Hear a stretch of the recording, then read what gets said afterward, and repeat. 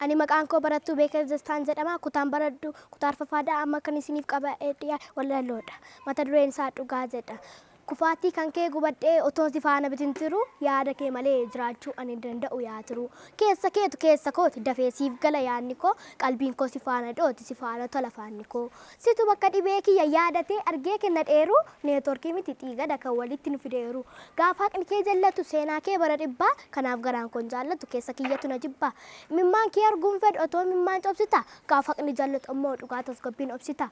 Imimmaan haadha hiyyeessaa ilaalaa ulaaga hundaa maaf jirta uumi saba koo yaa saba guddaa. Haacaaluu Hundeessaa kee ta'ee gabroonfataa kee balfadhu Abishee Garbaa kee ta'ee aarii qubaa alalfadhu. Nadhii Gammadaa kee ta'ee wallaalamuun birfaduuti miilla bakar waaree siif dhaabamuun bakka buute. Siif jedhee moo manaa bahee bakka namni hin jirre dhaqu Mustafaa Huseen kee ta'ee diina kee shallafa naqu.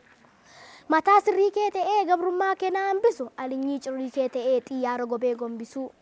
Falmataa wabii kee ta'ee seenaa kee kufe kaachisu laggasaa wabii kee ta'ee diina kee biyyee nyaachisu guraalaa alasaaf ta'ee fannifamee moosiif du'u abdiisaa agaa kee ta'ee wadaroon gamoorraa bu'u moo natti maddu waan tafeete maaf jiruun si milkooftu imimmaan kee sirraaqu ka'ee sii bita sooftiin sirraa naqu lolaadha imimmaan kee dhiiga dhangalaafta yoo dhabdu ilmaan kee silaattis maal dhabnaan ilmaan kee gudeeda kolfi ilkaa malee attamiin bareeda.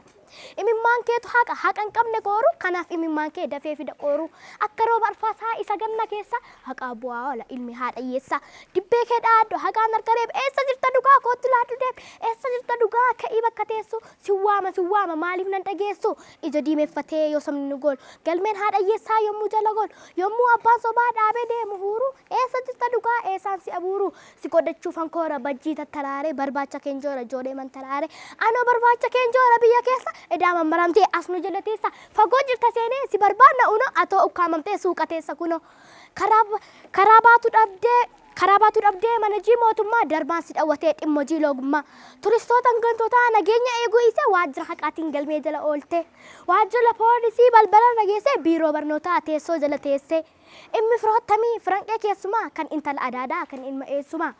Karaa baatu dhabdee utuu yaadatu bahin jedhe dhugaa bahi bakka jirtu bahin jedhe dhugaa bahi bakka jirtu.